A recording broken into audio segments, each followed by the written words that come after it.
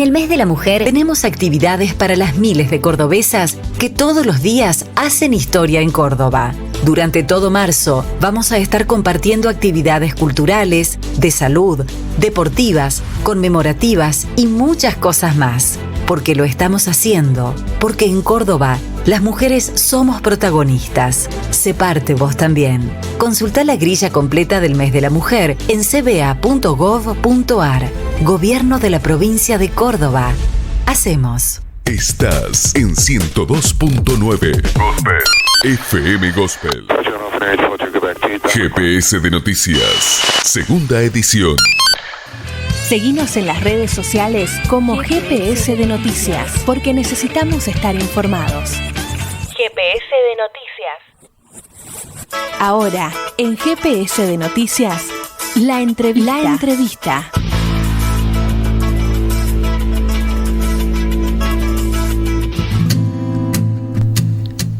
5 de la tarde con 38 minutos en toda la República Argentina.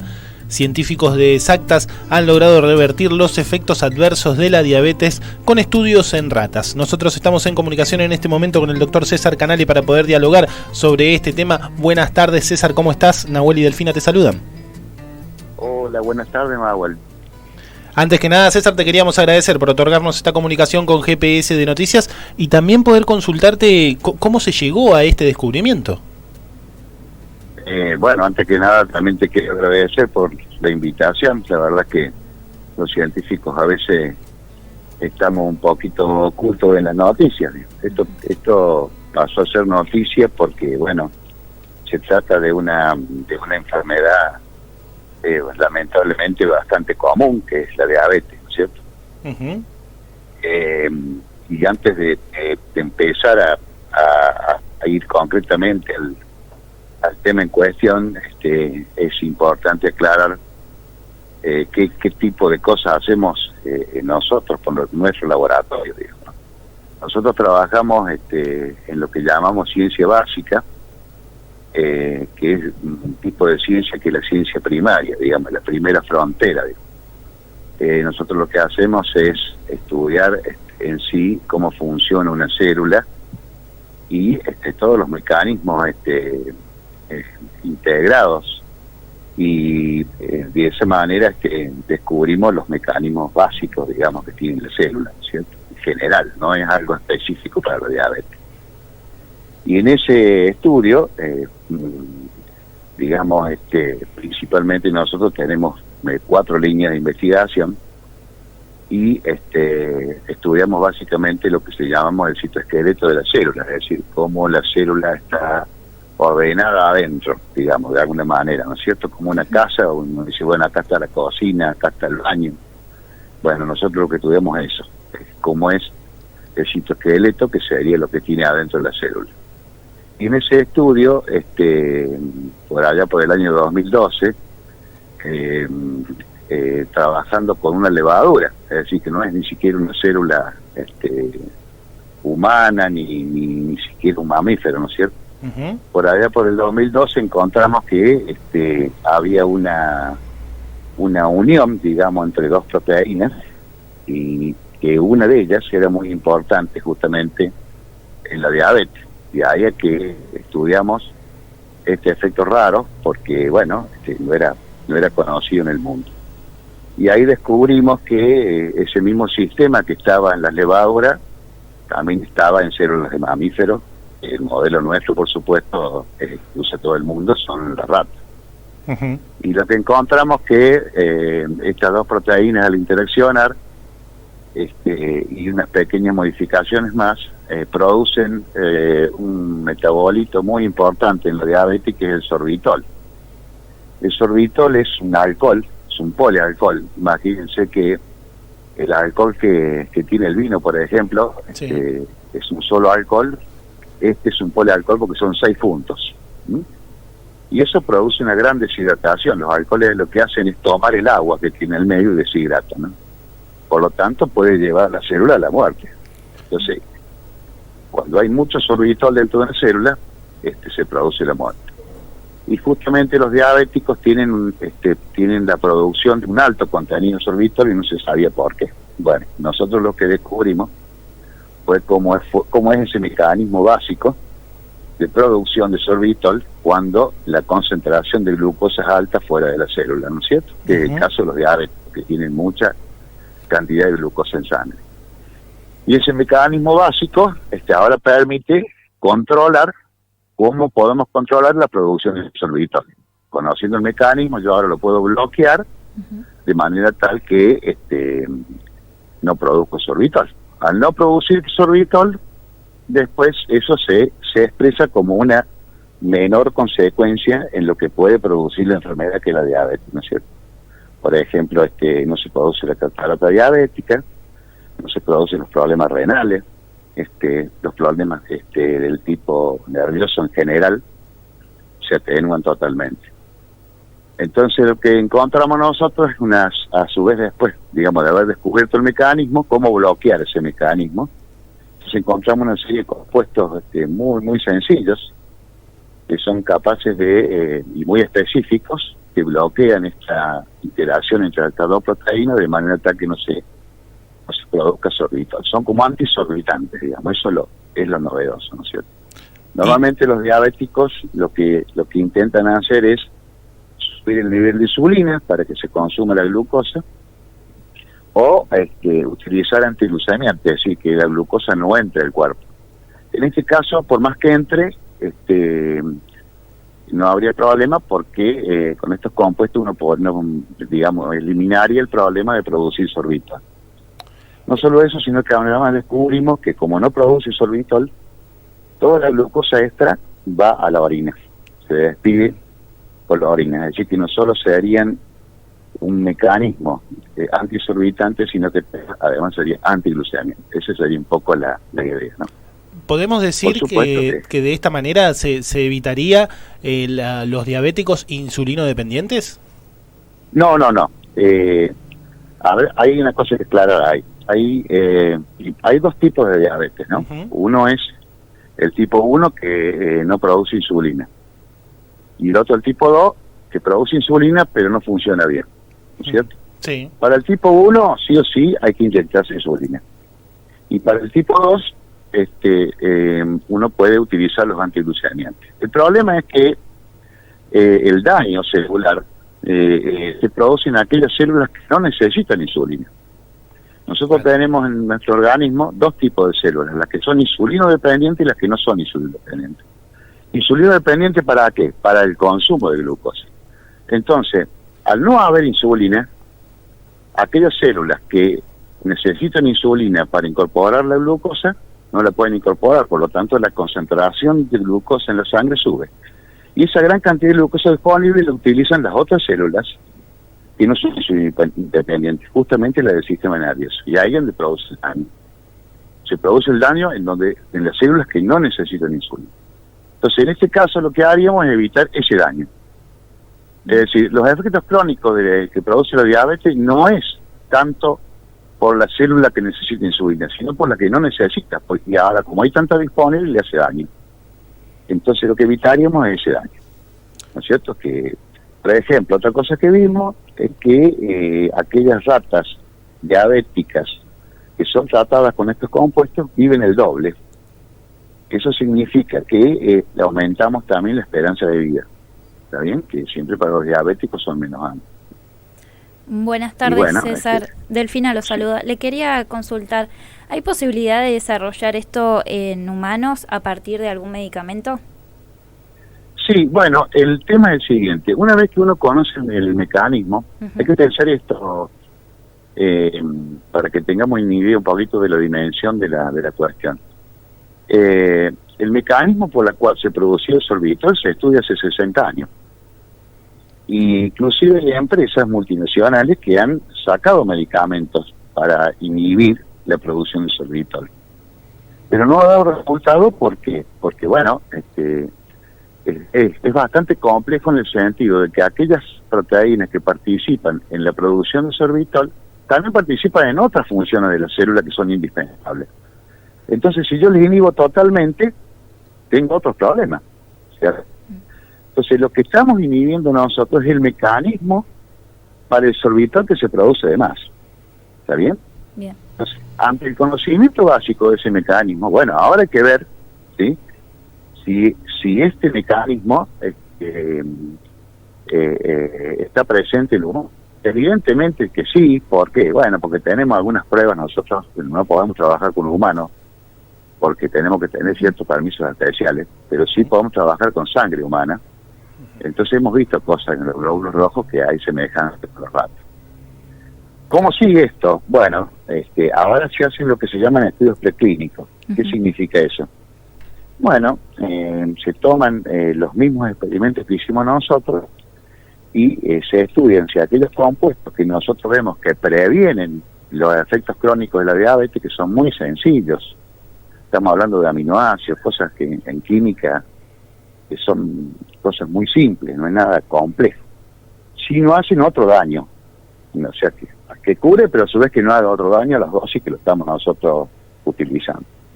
Eso no lo hacemos nosotros, eso lo hace un laboratorio especializado que se dedican exclusivamente a eso y que además sigue ciertas normas, que son las normas IRAN, y están supervisados por el ADMAT, que es un organismo que supervisa la seguridad biológica, ¿no es cierto?, de los fármacos que usan. Si esa seguridad biológica funciona bien, es decir, no produce otro daño, entonces recién ahí se empiezan a hacer las pruebas en humanos. ¿Está bien? Esa es un poco la historia. Claro, pero para darle, le doy una primicia, si se quiere. Bien. Hay suplementos, hay compuestos que uno los puede comprar como suplemento. No sé si ustedes habrán visto que ofrecen, por ejemplo, aminoácidos como suplementos para la gente que hace gimnasio. Bueno. Muy bien. Hay uno de ellos que se llama tirosina, que es un aminoácido, que es un suplemento que es un aminoácido que está en todas las proteínas, muy común, pero se utiliza como suplemento para, como energizante, como que la gente se siente mejor, ¿no? Y es muy económico, cuesta 8.000 pesos el kilo. Por ejemplo, una persona puede llegar a tomar de eso 0,5 gramos por día. Claro. Nada, muy poquito. Sí, imagínense que hoy, qué sé yo, por decir, cualquier medicamento está por arriba de 3.000 pesos, hoy, así. Sí. Esto es muy barato. Bueno, ese suplemento, que ya se comercializa, yo estuve averiguando, lo traen de la China, esto lo averigué ayer, por eso se lo comento. Ya se utiliza como suplemento, o sea que se utiliza en los seres humanos. Entonces, bueno, tranquilamente podríamos ir probando con eso, ¿no es cierto? Tenemos 9 para probar, pero bueno, ese sería uno, que ya se usa como suplemento en personas normales, ¿no es cierto? Claro. Entonces, bueno, estamos en esa etapa que vamos a ver la seguridad biológica, primero en ratas y después empezaremos por humanos, a ver qué pasa. Pero, ya le digo, no es que está todo solucionado. Si acá lo que vimos es cuál es el mecanismo. No, claramente esto es un proceso, ¿no? Exactamente. Primero hay que conocer lo básico, por eso le empecé comentándole que lo que hacemos nosotros es ciencia básica. Ahora sí lo puedo aplicar, pero ya eso no es ciencia, eso es un desarrollo tecnológico. La ciencia es lo otro, es decir, conocer el mecanismo por el cual se producía el sorbitol, digamos, ¿no? Por ejemplo, una empresa multinacional muy famosa, no voy a decir el nombre, pero una que hace vacunas ahora y famosísima, por los años 90, 95, sacó un inhibidor para producir sorbitol, sin conocer el mecanismo básico, simplemente se conocía la proteína que lo producía, entonces la inhibió. Y bueno, hicieron inclusive muchas pruebas, antes no eran tan rigurosas las pruebas como ahora, y resulta que la gente empezó a tener problemas en el hígado, bastante serios. Claro. Tuvo un montón de juicios, por lo tanto lo tuvo que retirar del mercado. Podemos decir que las pruebas que ahora sean rigurosas es importante y de alguna manera es un avance para evitar complicaciones quizá en un periodo de prueba en la gente. Pero es una etapa que viene en la cual se tienen que meter los laboratorios, porque son costosas, es decir, costosas para mí, ¿no? Para los laboratorios no son tan costosas, por darle unos numeritos que me han tirado. Hacer solo las pruebas clínicas, los estudios preclínicos en ratas cuesta $20.000. Claro. Y bueno, yo ahora estoy pidiendo un subsidio para ver si me dan el dinero para poder hacerlo, ¿no es cierto? Claro. Pero bueno, eso, como yo no tengo contacto con laboratorios no privados y nada por el estilo, es decir, yo siempre trabajé en el CONICET y en la universidad, por lo tanto no tengo contacto con esa gente. Bueno, tengo que rebuscármela con el subsidio que siempre pido, ¿no es cierto? Uh-huh. Y después de eso, si eso fuera, ¿cómo se dice? Positivo, es decir, si fueran seguros, lo cual estamos 100% seguros que va a ser así, porque, ya le digo, son compuestos muy sencillos. Por ejemplo, hay otro que se utiliza como aromatizante en las comidas. Sí. Uh-huh. Y es el que deriva del extracto de vainilla. Sí. Bueno, de ahí sale. Y no le puso un poquito de vainilla a la torta. Bueno, de ahí salen todos estos compuestos están presentes en la miel. Curiosamente, ¿no? Que tienen una cantidad de azúcar impresionante, pero están presentes en la miel. Claro. Entonces, son compuestos que normalmente nosotros consumimos. El tema son siempre las dosis. Claro. ¿No? Una cosa que yo consuma una determinada cantidad que no me hace daño, y otra cosa una dosis que sí me puede hacer daño. Entonces la idea es probar eso, ¿no es cierto?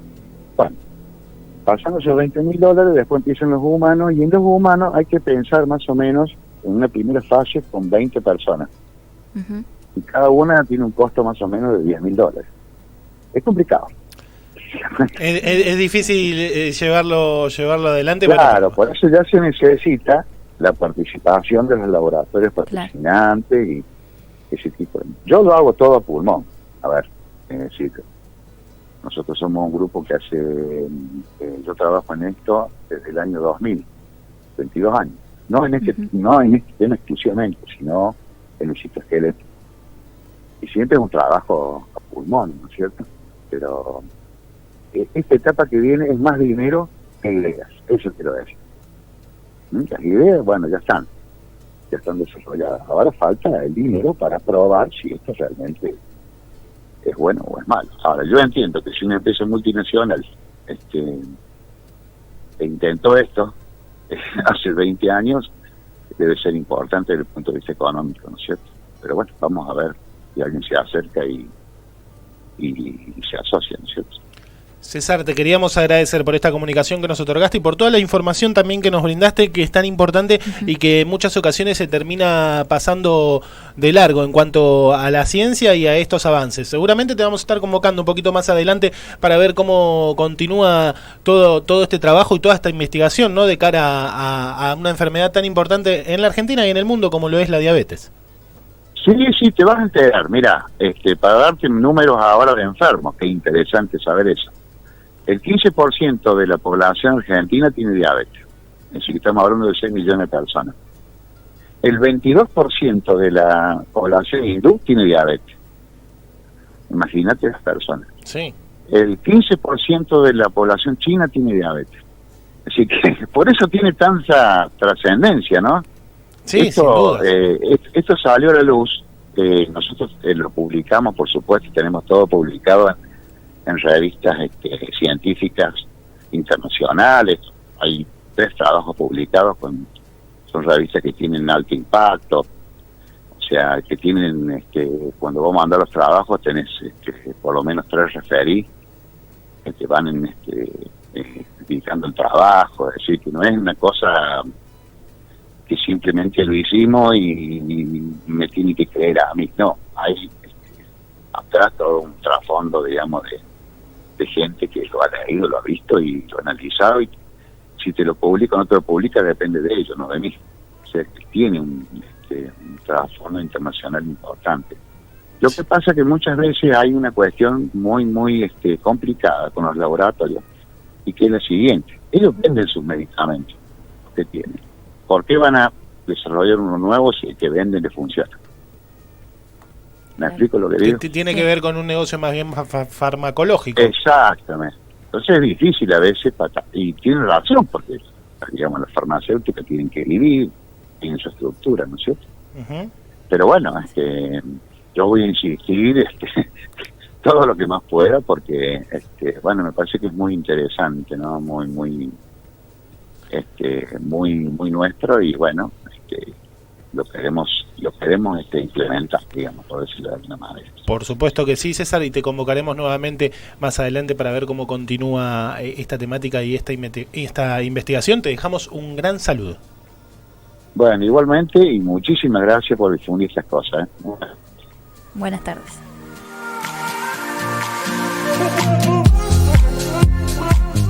Pasó por el aire de GPS de Noticias el doctor de biología César Casale, contándonos sobre el avance científico en cuanto a la diabetes que lograron investigadores del Departamento de Biología Molecular de la Universidad Nacional de Río Cuarto.